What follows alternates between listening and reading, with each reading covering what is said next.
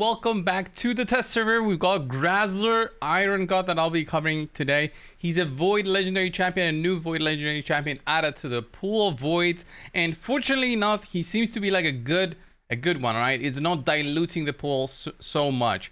It is still diluting the pool in the sense of you might get this guy over somebody else that might be like, let's say, an Akrisia or a Sifi that you're looking for. But this guy is still very solid. It is an enemy max HP nuking champion that also tries to protect your own team by also doing some damage. Okay, his kit is very interesting. I did build him out with a savage set for this showcase and good stats overall, but the skill sets are what is very important for him. So he's got 5.5k attack defensive based, 170 speed, 100% crit, 261 crit damage, and about 200 accuracy. So, overall accuracy, I would say, is required for him, but only for one part of the game, which I'll explain why. So let's have a look at his kit. It's a very interesting kit. A1 attacks all enemies, so AoE A1 places a shield buff, except this champion for one turn. This value of the shield is proportional to this champion's defense. So this is pretty cool, providing a shield like how Valkyrie does on his A1. It's not as strong as Valkyrie's. I've tried it already with a defense up. Even it's not going to give you an insane shield, but it's still you know, a shield that helps protect your team. And then his A2 is the enemy max HP skill that he has. Does an AoE attack, heals this champion by 10% of the damage dealt. It's going to be huge for keeping Grazzler healthy, then increases the duration of all buffs on all allies for one turn. So very important in keeping your buffs up and running. And he also applies buffs himself. So you can basically have the increased resistance and increased defense buff that he applies always. So he does his A3 first, which is the provoke on all targets at 100% chance. 3-turn cooldown, pretty strong. 2-turn duration buffs. And then on his next skill, he'll be extending those by one more turn. So basically, you always have increased resistance and increased defense. This is going to be making the Hydra much easier for you guys out there to push for higher difficulties, especially because of the increased resistance buff that he can apply. So that is needed basically for the Head of Mischief, which can actually steal your own buffs. So if you got high resistance, it's not going to steal them. So you would be running, let's say, 300 resistance, and then with this buff, you'll be boosting that by another 150. So you'll be at the 450 mark just because of this. I would probably run 330, 350 resistance.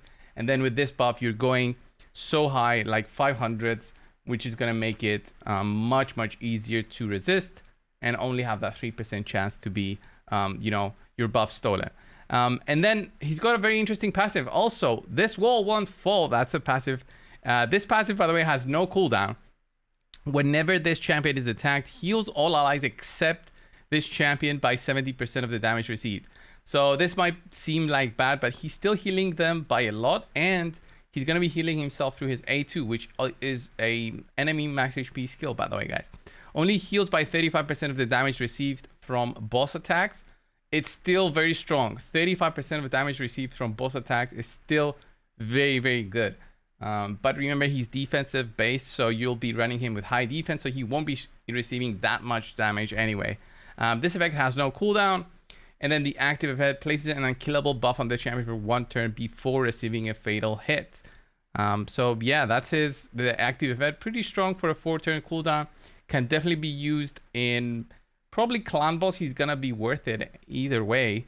Just in non-unkillable teams. Even in unkillable teams, you can still use the enemy max HP as a way to do damage, but it's not going to be so good as, let's say, Akrisia's. And then he's got a defensive-based aura, which is amazing. In terms of masteries, what you can do with Grazzler is you can run him basically with War Master. I think is the best mastery for him. You're going to be doing PvE content, right? It's not going to be a PvP champion. War Master is going to be so good on him because he's got triple AoE attacks. A1, A2, and A3 are all AoE attacks. War Master works great on clan boss. It works great on Hydra. It works great on any dungeon and any boss. He'll still be doing enemy max HP damage. So yeah, he's also a buffer. So lasting gifts works very well for him. Cycle of Magic also is pretty good, especially for Hydra. And even this mastery, Shield Bearer, can be useful since he applies shields on his A1. You won't be able to extend the provoke unless you go down to Fearsome Presence to get like a higher chance for the provoke. But I still think it's like 100% chance, I believe, for the provoke. Yeah, it's 100% chance, so you won't even need that. So yeah, I don't think the defense page is any should be any of your concern. So let's go and test out Grazor. In dungeons, it is what you expect. It is a big, champion that provides shields and damage and all that. So I'll show you how he does damage on, let's say, Spider 25. But since he's doing a lot of, maybe we should do hard mode. So hard mode is a little bit better, but I don't have him set up with a lot of speed, so that might be a problem. So we'll do hard mode 1, even with all those speed boosters, just to show you guys on what he does in terms of also helping kill the spiderlings, since the hard mode of the spider is really about killing the spiderlings as a strategy. So defense down weaken, let's go. Hopefully we'll get a turn. I think so. The spider is still quite slow. So let's have a look at his A2, which is the enemy max HP skill. So here, boom, does that. That is the maximum damage. And then the War Master also procced. And he'll be doing, on his next skill, he'll do his A3, which will be amazing for him. And whenever he's getting hit right now, he's also healing everybody else, by the way. But his big heal comes in through his A2, which he has on cooldown at the moment. So let's boost. Let's do the A3 now. We even provoke, and look at that damage. Because we killed the small spiders, we did a lot more damage to the boss. And then what I want to see is his A1, which his A1 is going to be based on his defense. So it doesn't care about whether there's a defense down or weaken for him to provide a bigger shield. So the value of the shield that he'll do is based on his defense, just purely. So let's see on the shield that he provides to everybody else, by the way, not on himself. So let's see. Boom. We get a cool shield, like 2 bars here. It's not that amazing, even with 5.5 thousand. But remember, this is a default skill, right? So if you're running something like counterattack or an ally attack in any content that you're running, he'll be spamming that defense shield, basically. The bad thing is, yeah, we get so low, and we actually will probably need to use our A2 now to, I think he's gonna fully heal now and also kill the small spiders and also do a lot of damage on the boss. So I wonder if we're gonna actually kill the boss now. Almost, but we fully healed through that. So that's pretty cool. And on our next turn, we should be able to take down the boss just because. But remember, he's very slow. He's like 170 speed, which is very slow for building a team. But his kit overall, I really like it. Let's go have a look at him in the clan boss a little bit. Nothing too crazy. We're just gonna run him for 10 turns or so. I've made a quick team which can show his non-unkillable potential. So it's not speed tunes or anything. I just want to show on how he can actually be helping provide a lot of support to the team, even on normal clan boss, where the increased resistance buff has no real use. It's basically the increased defense. That is very good. Here he did the A3 first, which is what he does to apply the buffs. And then the next time he uses A2, he'll extend the duration of buffs also to the whole team. It's very, very good for the clan boss. I would say he doesn't extend the duration of the debuffs, but it's still a very strong thing to have. Shields. You're getting lots of heals when he gets attacked through the AoEs. If you got another healer in there, you're basically going to be keeping your team healthy throughout anything that is happening. So you see already, we're healing everybody by about 300, and that was because we had some shields on. So he did the A3. There's a ton of buffs. Next turn, he should have the A2 available. Boom, he hits the boss for 115k. I think that's probably capping on the boss's damage there, I believe. Although I don't think I saw a decreased defense. Maybe that's kind of an issue. But still, he's not gonna be doing insane amounts of damage through his A2. I don't think so.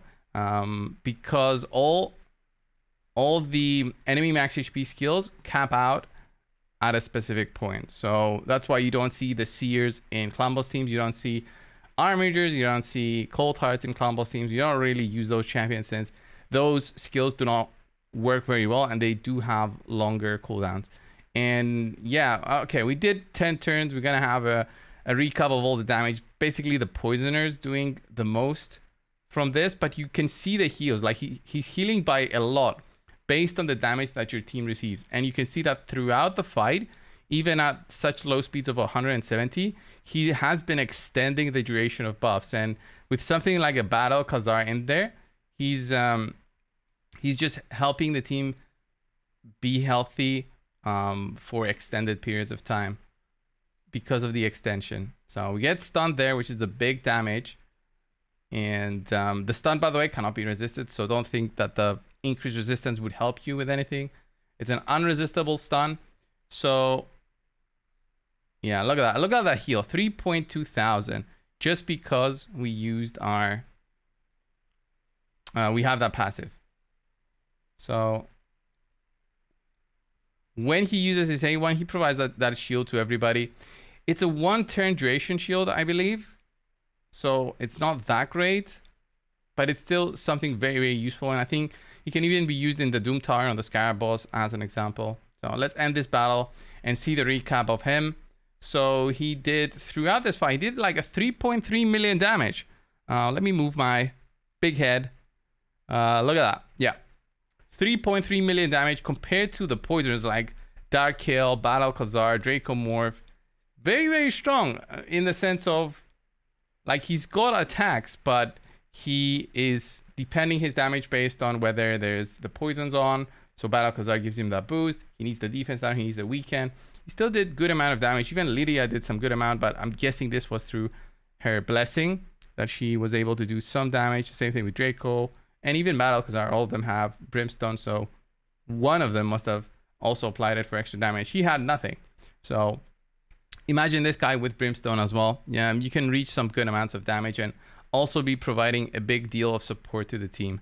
So for running Grazer for the Hydra, I would recommend, highly recommend using the Relentless set and having him with much higher speed. So as you can see here, he's got 236 speed with lower crit damage than before. Of course, you can optimize this to be a little bit better, but I've used gear that was lying around. You need his accuracy to be high enough.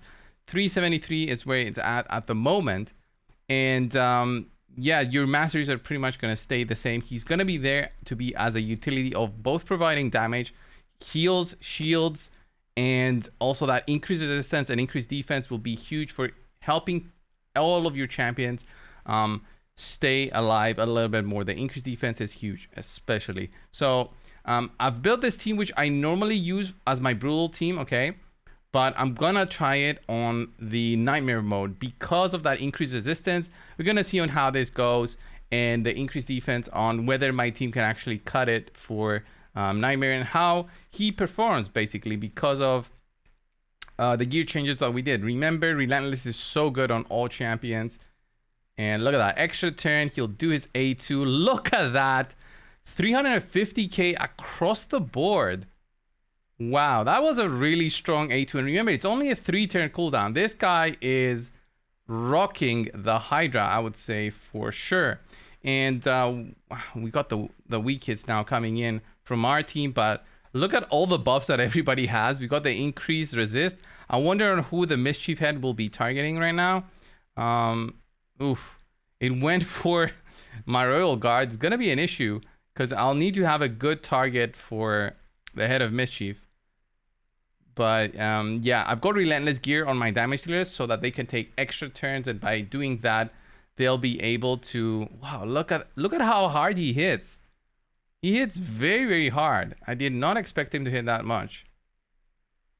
So once the weak hit, the cloud goes away, you can actually see the damage dealers. Yeah, like my husk hits for like 150k, so with the defense down, he should be hitting a little bit higher. But Royal Guard also hits for like 350k. But that's a longer cooldown, right? So this guy, this Ogrin Tribes guy, is actually pretty cool. So look at that. That was his A3, and then he got an extra turn. Look at that A2, 350k across the board. And we are already running a pretty strong combo right here. And I don't even have a block buffs. Like I use my Lydia here, which is like a bad choice. You kind of need the block buffs to be applied across the board and not just on one enemy. But the increased resistance really helps my two champions, which is my Duchess and my Krisk, to remain with very high resistance. And yeah, look at those extra turns that we're getting. Look at that A2, 250k coming in from Husk. And Husk has more damage. Like, I had my, this guy, I had him with only 170% crit damage, by the way, guys. You saw the stats, 4,000 defense. But the crit damage, not so high. Relentless set, so no Savage, no Cruel. He's still hitting very hard. And now we're hitting the heads that are down. And this is normally my Brutal team, which is my number 2 team. And he is doing very, very well. So I wouldn't say he's better than Acrisia. Obviously, Acrisia is a much better strict damage dealer. But Acrisia does not provide all of the support that this guy is giving to the whole team at the moment. This guy is giving shield through his A1. Does a big provoke through his A3. So keeps that head of decay busy. Right? Has very short cooldowns on everything. Has AoE attacks on all of his skills, and also has a passive that heals everybody, plus the defense lead if you want to go with that. This is just a fantastic champion, I would say, for the Hydra. And we're already like 2/3 of the way for the 1 key on Nightmare, which is looking like a very easy possibility with this guy. I doubt that we would have any issues just running this on auto without having to manual any part of it. So our first champion has just been eaten. So there he's A3 goes. And the fact that he has AoE attacks on all of his skills plus the War Master makes him that much better actually for this. There he's A3, the increased resistance. We're gonna have the Head of Suffering now actually take a double turn, but it's fine. It's only the first time that we had a champion eaten, by the way. Yeah, we lose our turn there. Not that great. Overall, though, I'm really surprised on his damage potential here for the Hydra. Hydra will become even more difficult when they eventually roll out an Ultra Nightmare difficulty. We don't know of the plans of that, but it's gonna come, right? If they have Nightmare and we have Ultra Nightmare Clown Boss, they're gonna add. I would guesstimate by the end of the year we're gonna have Ultra Nightmare, because they haven't done anything with the Hydra for more than a year. So adding a difficulty may be something that they have their sights on, and especially with all the area bonuses that we have currently in the game, I think it's a very real possibility of that happening. Ooh, first death there. Okay, he heals a little bit through the damage that he deals, but with the reflect there on the Head of Suffering, it really makes it very difficult for damage dealers to heal to full. So I'll let this run for a little bit, and we'll see when we get to the 1 key on how long this takes. Okay, guys, so it took us a little bit under 10 minutes, 9 minutes and a half actually, to reach the 37 million mark, which is the 1 key territory for the Nightmare boss. And let's have a look at the damage overall that was done throughout the fight, right? Remember on the gear that this guy had. So end the battle. And let's see, 38 million actually, until I click the button. Look at that, 13 million. He did the most amount of damage overall with, I'm gonna say he had the least amount of damage, but he had, you know, the Relentless Head, which everybody has. Royal Guard, 9 million, 9.6 on Husk. And Grazor, since he's a Void, he didn't have the weak hits when there was, you know, the hits on the different heads. So he never does the weak hits, but he only does the weak hits when there's the Poison Cloud on. Very good damage overall, I'm gonna say. And I think, yeah, he's definitely worth it. Look at all that healing. 1.1 million damage in healing, both on his allies and the one that he does on himself through his A2 skill.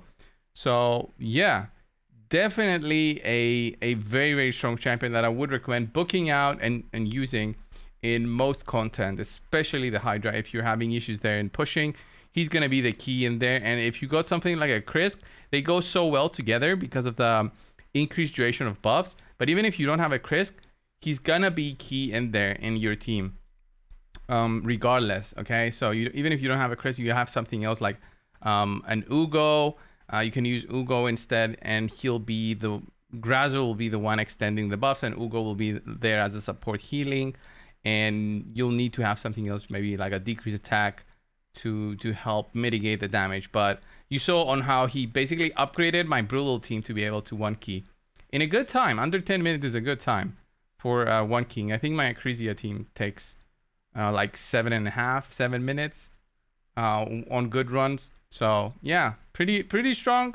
So happy about this champion. Of course, it's all RNG on whether you get him. Guys, this was the clip of me showcasing this guy. Thank you all for watching. Subscribe, and I will see you in the next one. See ya.